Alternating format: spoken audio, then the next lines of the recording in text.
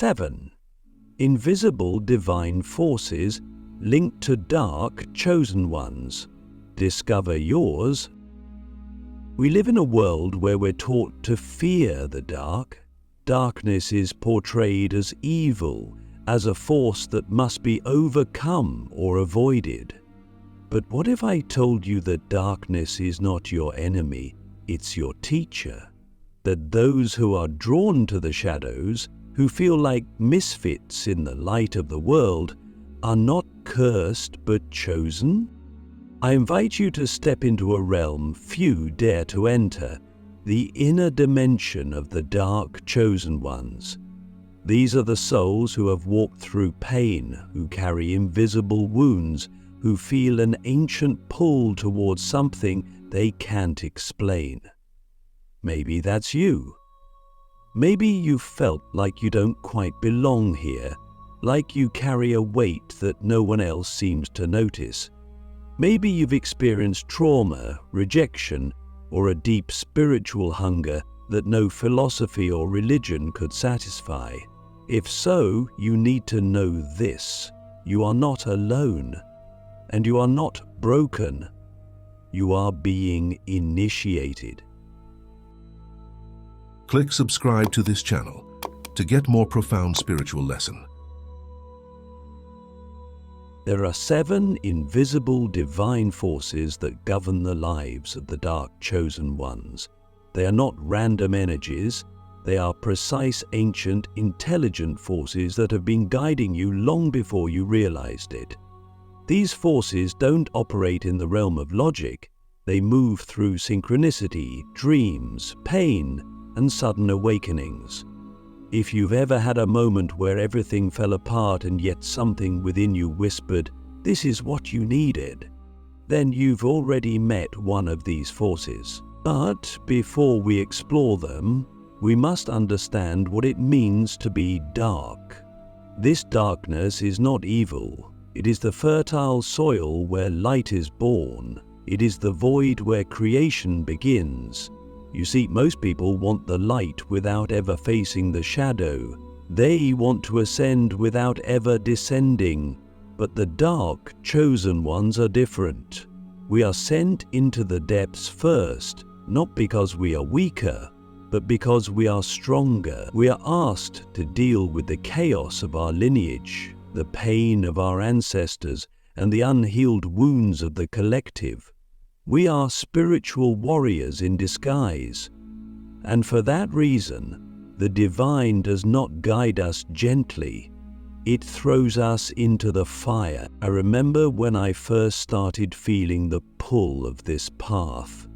It wasn't during meditation or some peaceful retreat. It was during a breakdown. I was alone, hollowed out, and begging for answers. Everything I thought I was had been stripped away. But in that moment of despair, I felt something ancient awaken inside me. It wasn't loud, it wasn't dramatic, it was a quiet knowing. You were meant to go through this. You are being initiated. That was the beginning. Have you ever had a moment like that, where life hit you so hard that you lost your identity and yet something new began to emerge? That moment is a sign. And those signs are not accidents. They are the fingerprints of these invisible forces. The first force is rupture. It comes into your life as chaos, a breakup, an illness, a sudden loss, a betrayal. It's violent, unexpected, and painful. Most people resist it, but if you lean in, if you look closer, you'll see that rupture is not here to destroy you. It's here to remove what is false. It is the divine's way of stripping away illusions. When you are chosen, you cannot live a lie, and so rupture becomes your teacher. It tears down the false so that the true can be born. The second force is isolation. After rupture, the dark chosen one is often cast into solitude. Friends disappear, relationships crumble, you feel like no one understands you, But this is not punishment. It is sacred preparation. Isolation is where the divine begins to whisper. It disconnects you from the noise of the world so that you can hear the voice of your soul. In the silence, something ancient begins to stir. You begin to remember who you are. The third force is obsession. Yes, obsession. This is the force that drives you to search endlessly. You consume books, videos, teachings. You can't stop thinking about spiritual truths. It keeps you awake at night. But this obsession is not madness. It's the divine pulling you toward remembrance. The more you search, the more you discover that what you're looking for is already inside you. Obsession is the divine fire. Once it starts, it doesn't stop until you're transformed. Transformed. The fourth force is shadow. This is perhaps the most terrifying and yet the most liberating. The shadow force brings up your deepest wounds, your hidden desires, your suppressed rage and shame. It forces you to look at everything you've hidden from yourself. Most people run from their shadow, but the dark chosen ones, we face it. We enter the cave, and in doing so, we reclaim our power. Because, here's the truth, your shadow is not your enemy. It is the part of you that holds your greatest gifts, your raw truth, your fire. When you integrate your shadow, you become whole, not perfect, whole. Now, I want to ask you something, not casually, but as if your soul is listening. What part of yourself have you been most afraid to face? And more importantly, what if that part is the key to your liberation? You see, the reason these forces operate invisibly is because they are preparing you for a power that cannot be given to the uninitiated. The dark chosen ones are not chosen for comfort, they are chosen for capacity. You are being prepared to carry a light that this world doesn't even know it needs yet. That's why your path is harder. That's why you feel everything more deeply, and that's why you can never go back to normal life. You were never meant to be normal. You were meant to be a mirror, a portal, a reminder to others of what they've forgotten. So many of us try to hide our darkness. We wear masks. We pretend to be okay. But the truth is, your darkness is sacred. It is the doorway. The divine moves most powerfully through those who have suffered deeply. Why? Because we don't just have knowledge, we have knowing. We don't just speak, we transmit. When you've walked through fire, your presence becomes medicine. And that brings us to a deeper question. Are you ready to stop running from your darkness and start honoring it? Because the moment you do, everything begins to change. The people who once rejected you will start seeking you. The pain you once hid will become your platform. The silence you once feared will become your sanctuary. There is no going back now. If you've heard this and something inside you stirred, a memory, a chill, a tear, then the forces are already working in you. Don't be afraid. You are not crazy. You are not lost. You are awakening. The seven forces are not outside you. They are you. They are encoded in your path, your pain, your purpose. Every experience you've had was not random. It was initiation. And the divine doesn't make mistakes. The ancient contracts you forgot you signed and why they're activating now. There's something most people will never understand about the spiritual path, especially those who have not been called to the deeper, darker initiations. It's this: before you were born, before your body formed in the womb, Before you even had a name, you made agreements. Not with people, not with governments, but with the divine, with energy, with purpose. You as a soul signed ancient contracts, and they weren't written in ink. They were etched into the fabric of your being, woven into your DNA, sealed with the breath of Source itself. These contracts are not philosophical, they're real. They are the reason you feel pulled towards certain people, certain places, certain vocations. They are the reason you've suffered in ways others haven't. They are the reason you can't just play along with the surface-level games of society. Do you ever wonder why you see through facades so easily? Why you can't tolerate superficiality? Why you feel things so deeply even when others seem numb? It's because your contract won't let you sleep. It keeps whispering to you no matter how much you try to blend in. Most people never activate their contracts. They live, they consume, they die, never remembering why they came here. But for the dark chosen ones, the contract activates, and it usually activates through crisis. That's why your life fell apart. That's why nothing made sense for a while. That's why you couldn't stay in that job, that relationship, that identity. The contract was being triggered. It's like a sacred alarm clock buried inside your soul, and when the time is right, boom, you start waking up. Sometimes slowly, sometimes all at once, but either way, the world you once knew becomes too small for you. What's wild is that these contracts are not just personal, they're cosmic. They are tied to the evolution of the collective. You didn't come here just to heal your own wounds. You came to transmute ancestral pain, to shift paradigms, to restore sacred codes that have been lost for centuries. That's why your life has been so intense. That's why you felt like you were carrying burdens that didn't even belong to you. Because you are a soul who took on extra weight, not as punishment, but as a mission. But let me be clear, this isn't about martyrdom. You're not here to suffer endlessly. You're here to alchemize.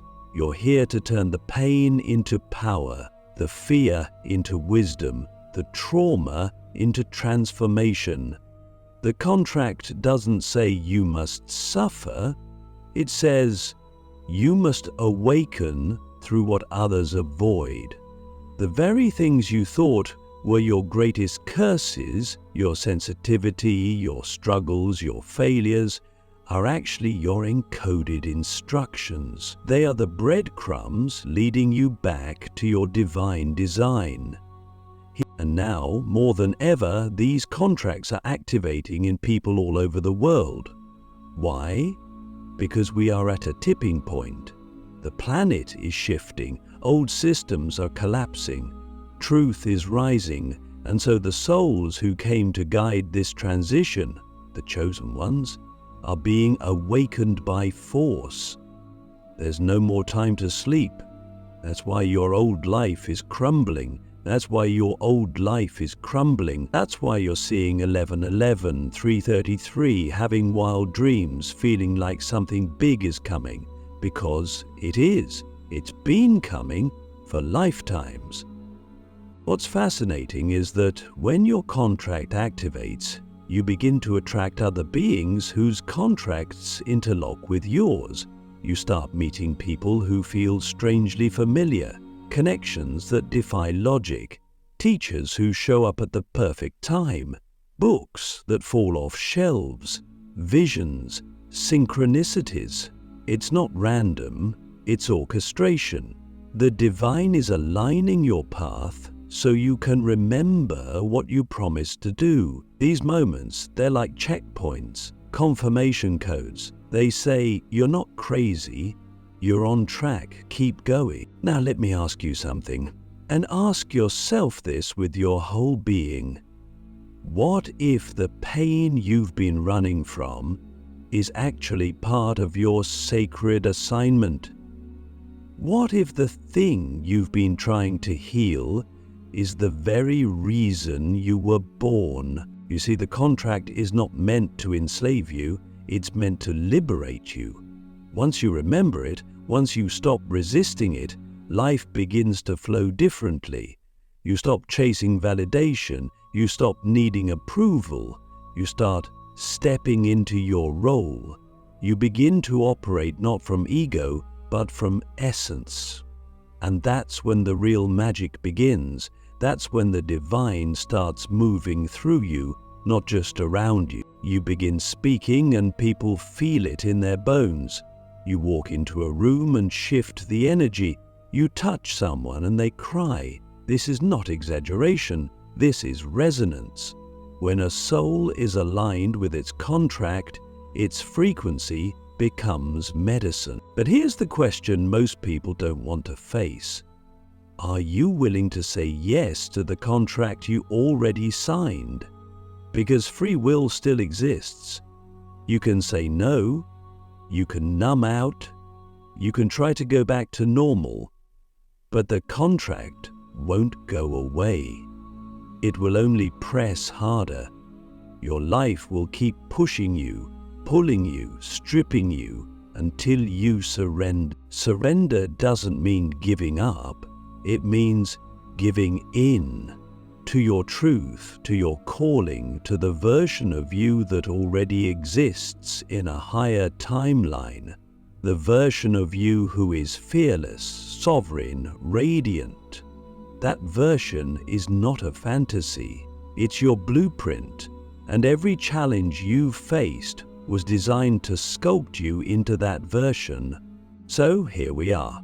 The contract is activated, the forces are moving, and you have a choice. Will you keep resisting the storm, or will you become the storm? The 7 divine forces unmasked, and how to channel them for power and purpose. Now that we've peeled back the veil and remembered the ancient contracts we signed, it's time to unmask the 7 invisible divine forces themselves. These forces aren't just mystical ideas, they are living energies. They are intelligent, precise, and deeply personal. They move through your life with purpose, shaping your evolution, bending reality when necessary, and guiding you toward your soul's highest expression. But they don't operate like external gods or spirits waiting to be worshipped. No, they operate from within you. These forces are embedded in your soul's architecture. They are you. Seen from a higher dimension, the first force we've already touched, the rupture, but now let's go deeper. Rupture is not chaos for the sake of pain, it's the precision scalpel of the divine. It cuts through attachments, illusions, and false identities. When it arrives, it feels like destruction, but the only things it destroys are the parts of you that no longer align with your true path. When you learn to recognize rupture not as punishment, but as sacred recalibration, you stop fearing breakdowns as you start welcoming them because you know what comes after? Rebirth. The second force is silence. Not just the absence of noise, but the kind of silence that echoes. It's the sacred pause, the void, the womb of all creation. This force strips away distraction and forces you to sit with yourself. It's uncomfortable because it removes the world's voice so you can hear your own. But in that stillness, visions are born. Insights drop in. You begin to hear the voice of your soul, and from there you no longer need to chase answers. They begin chasing you. The third force is fire. This is the divine obsession, the burning desire that won't leave you alone. It can feel like madness at first. You're pulled towards something, an idea, a mission, a message that doesn't even make sense sometimes. But that fire is your compass. It tells you where your soul is meant to go. When you honor it, You begin to operate with supernatural energy. You no longer need to be motivated, you're moved. Fire is what separates the seekers from the activators. It's what turns potential into destiny. The fourth force is shadow, and again we go deeper. Shadow is not just your wounds, it's your hidden genius, the parts of you you were taught to reject, your anger, your lust, your ambition, your power. These aren't flaws, they're raw energies waiting to be alchemized. You've been taught to push them away, but the truth is, when you integrate your shadow, you gain access to your full range. You stop pretending, you become whole. And wholeness is the most magnetic force on Earth. The fifth force is the mirror.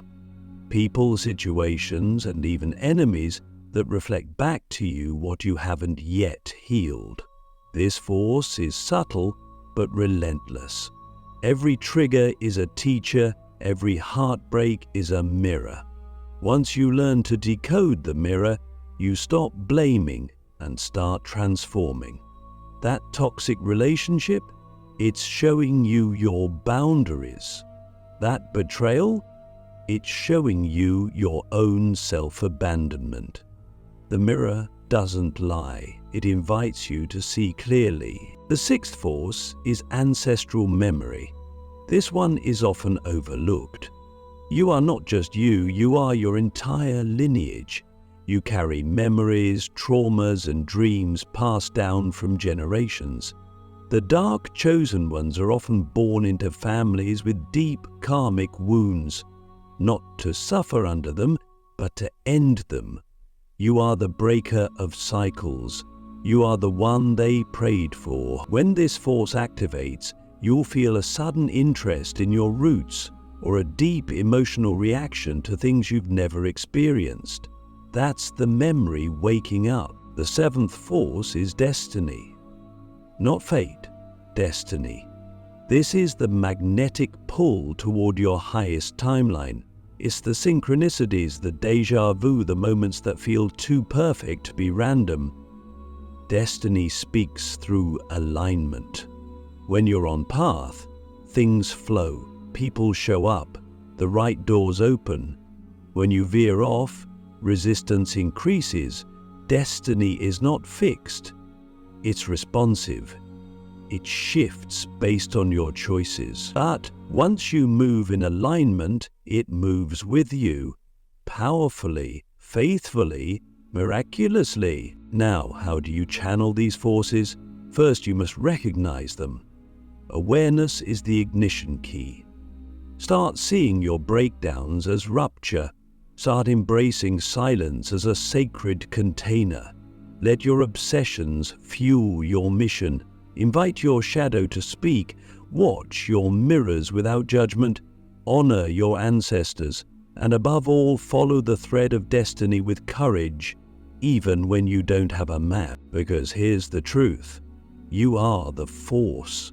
These energies don't visit you, they emerge through you. The more you align with your true self, the more they activate. And once they do, your life will no longer be ordinary. You'll begin to walk with presence, with fire, with knowing. You will no longer need permission to be powerful.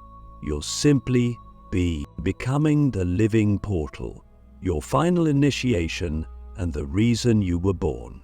So here you are, standing at the edge of something vast and ancient, the moment where realization meets embodiment. You've walked through rupture, sat in silence, burned with fire, faced your shadow, looked into the mirror, remembered your ancestors, and followed the path of destiny. But what happens now? What happens after the initiation, after the remembering, after the forces have made themselves known? This is the part most people never reach. Because the truth is, awakening is not the end, it's the beginning. The final step, the real reason you were born, is not just to know these forces, but to become them. You are meant to become a living portal, an open channel through which divine intelligence moves, heals, and awakens others. You're not here to just talk about spirituality, you're here to embody it, to make it real. To walk into any space and shift the frequency without saying a word. That's what it means to be truly chosen. Not to be above others, but to be so deeply in tune with Source that your very presence is a transmission. But becoming that portal requires one final surrender, the death of your old self, the part of you that still needs to be liked, the part that fears judgment, the part that holds back your truth to keep others comfortable. You can't carry that version of you into the next dimension. You must let it dissolve. And yes, it will feel like dying. But what is being destroyed is the illusion. What rises in its place is your essence, unfiltered, unafraid, unstoppable. I saw in this world, the world needs this version of you, right now. Not tomorrow, not once you're healed, not once it's perfect, now. The darkness in the world is not just a problem, it's a summons. The chaos, the fear, the division, it's all calling for those who remember who they are to stand up. Not in ego, not in performance, but in pure embodied truth. You are not here to be saved, you are here to be the activation point for others. A lighthouse, a living roadmap. You might think, who am I to be that? But let me ask you something deeper. Who are you to withhold it? Who are you to hide your gifts, your voice, your knowing, while the world is starving for authenticity? You've already been through the fire. You've already earned your scars. Now is the time to use them as keys. And here's the secret no one tells you. When you fully embody your truth, the universe starts bending around you. You no longer chase, it comes to you. Resources, people, opportunities. The more aligned you are with your divine contract, the less you have to force. That's the real power of a living portal. It's not loud, it's not flashy, it's magnetic, because it resonates at the frequency of truth. From this place, you don't teach, you transmit. You don't convince, you reveal. You don't hustle, you hold. You become a mirror, a trigger, a healer, just by being fully yourself. That's the final initiation, the embodiment of your divine frequency in a material world that forgot how to feel it. And as you walk this path, you'll notice something strange. People will begin to find you. They'll come and say, I don't know why, but I feel different when I'm around you. That's not a compliment. That's confirmation. That's proof that the forces are now flowing through you. You've become the portal. So now, I leave you with one final question, the kind that echoes through timelines. What would your life look like if you stopped waiting and started being? Because the time is not coming, the time is now. The world is not going to change. You are the change. You are the force. You are the contract. You are the storm. You are the rebirth. And you, my friend, are exactly who the universe has been waiting for. Step forward. The portal is open.